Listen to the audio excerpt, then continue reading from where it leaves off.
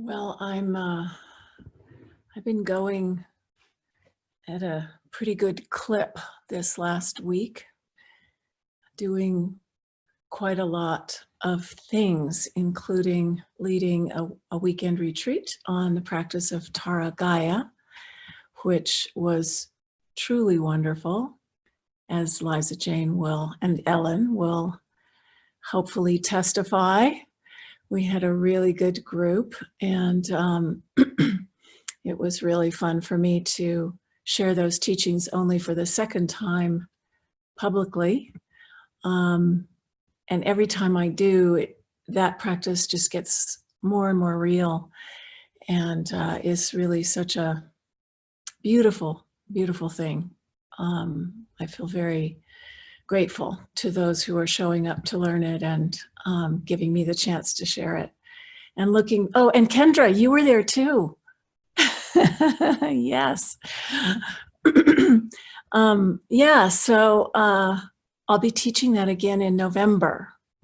And so if anybody's interested, we'll be doing it again. And last week, when we gathered on Monday, we had a talk with the writer and Professor Ibram X. Kendi, who actually, it was a talk that over 70,000 people participated in around the country, and maybe even around the world, I don't know, but it's kind of amazing, actually. I know that technology was very bumpy at the beginning, and so if any of you left because of that, I'm so sorry.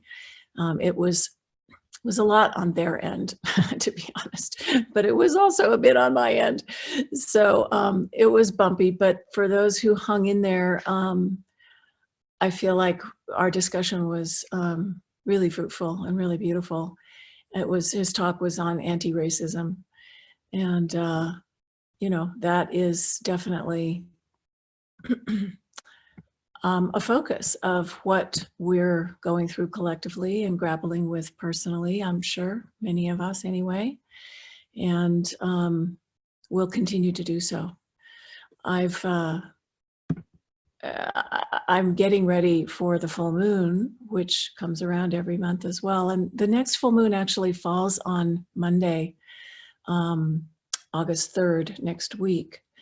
So I want to invite you all to come to that practice instead of this practice.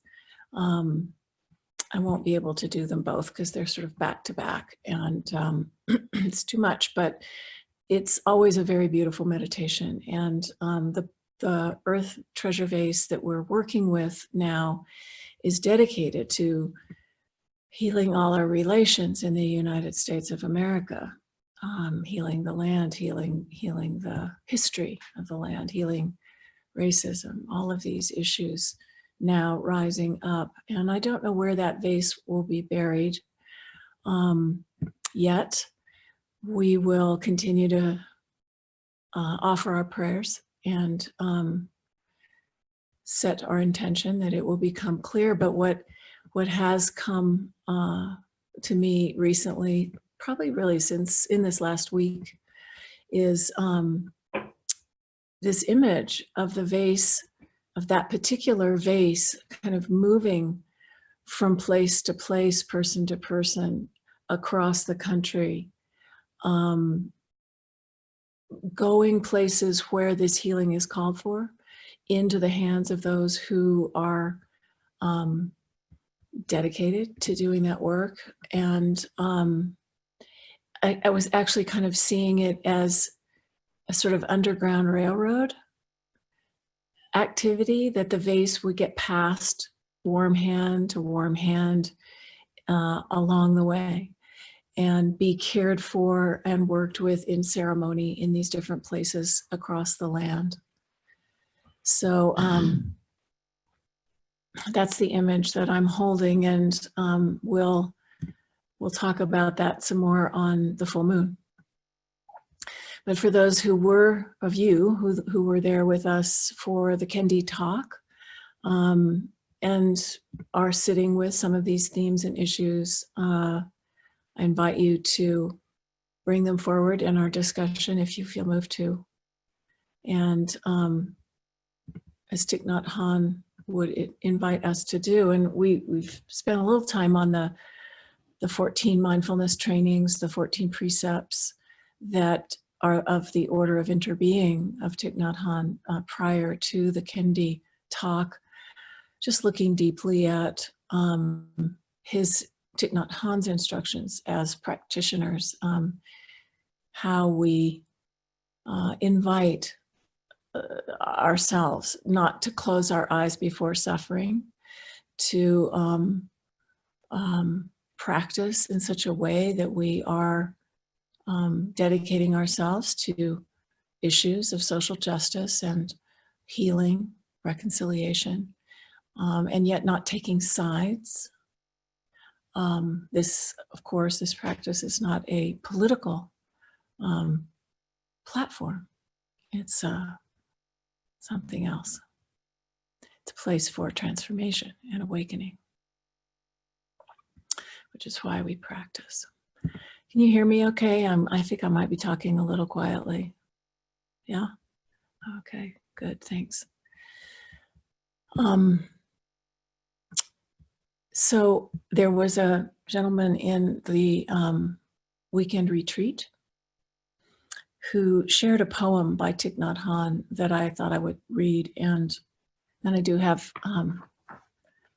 a regular Cynthia West poem at the end, but this is a beautiful one that is kind of, it's a powerful poem that he wrote in 1964 in Saigon during the Vietnam War. And we were talking during that retreat over the weekend about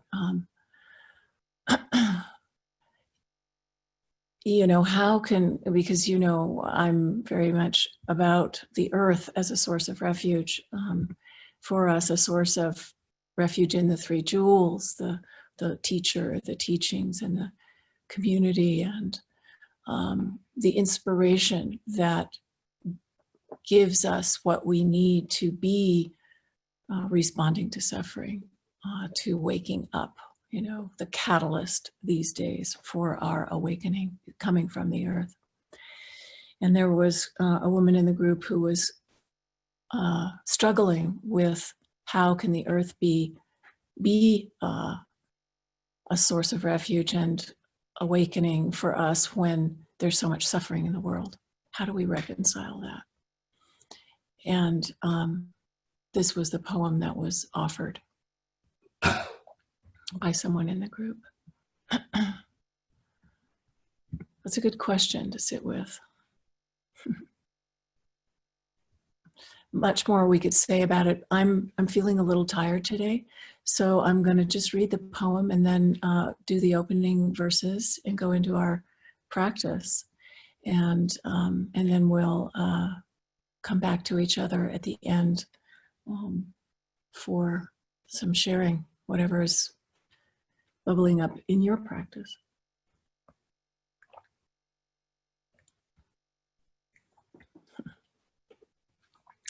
This poem is the first poem in Thich Nhat Hanh's book, Please Call Me by My True Names. It's called Message.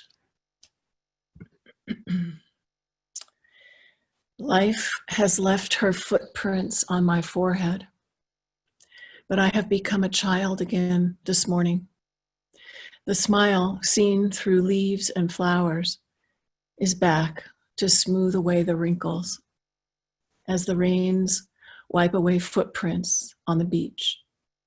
Again, a cycle of birth and death begins. I walk on thorns, but firmly as among flowers. I keep my head high. Rhymes bloom among the sounds of bombs and mortars. The tears I shed yesterday have become rain. I feel calm hearing its sound on the thatched roof. Childhood, my birthland, is calling me, and the rains melt my despair. I am still here, alive, able to smile quietly.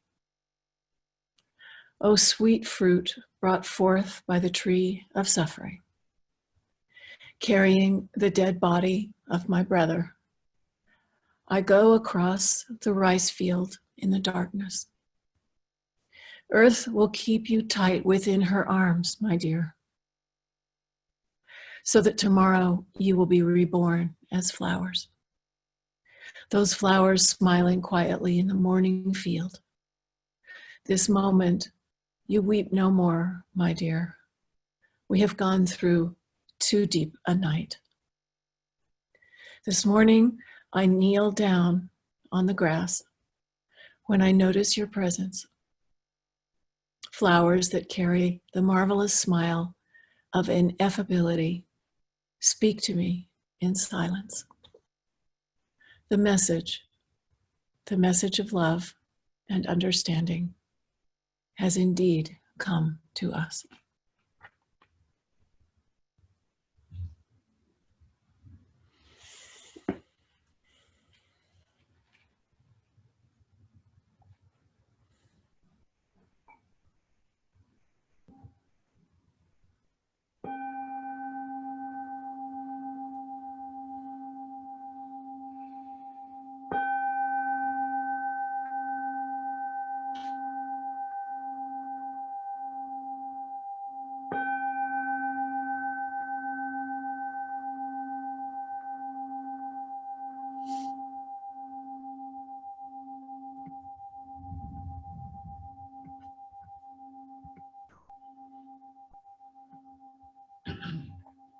I go now to offer incense on our behalf.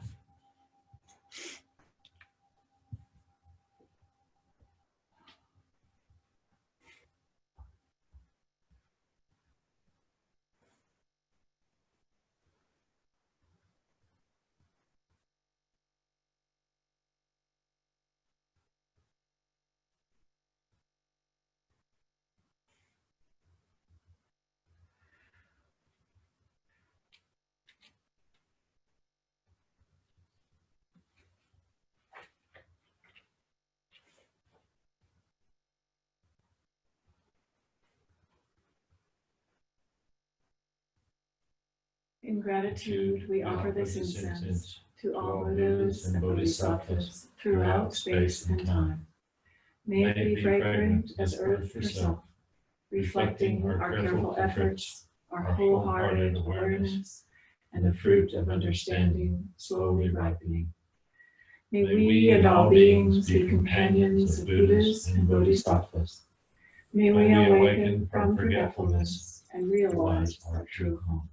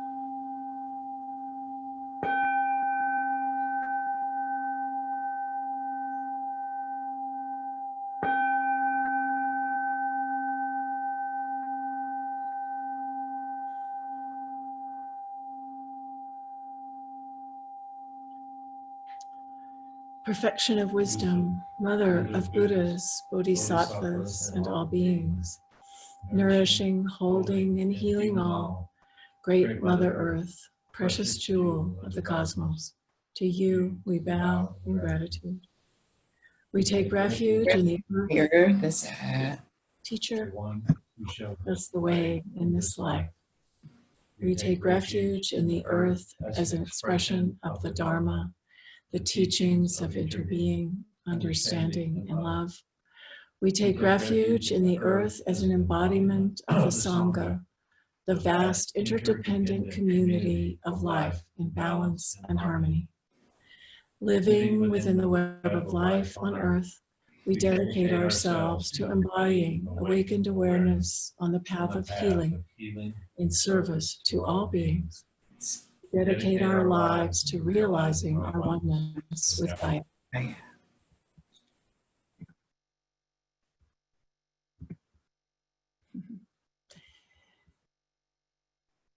This precious human form is difficult to obtain and embodies opportunities and resources. Give me the energy to realize its potential.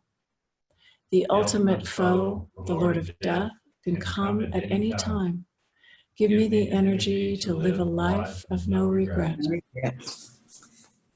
The laws of the way things are work internally. Give me the energy to live without shame.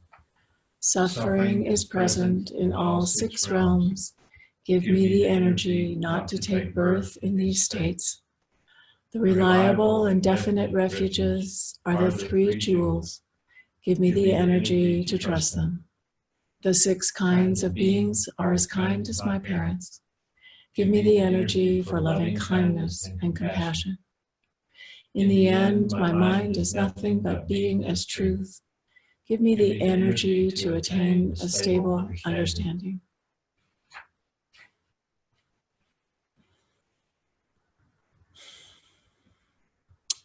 May all beings enjoy happiness and the seeds of happiness. May they be free from suffering and the seeds of suffering. May they not be separated from great happiness, free from suffering. May they dwell in great equanimity, free from passion, aggression, jealousy, and ignorance.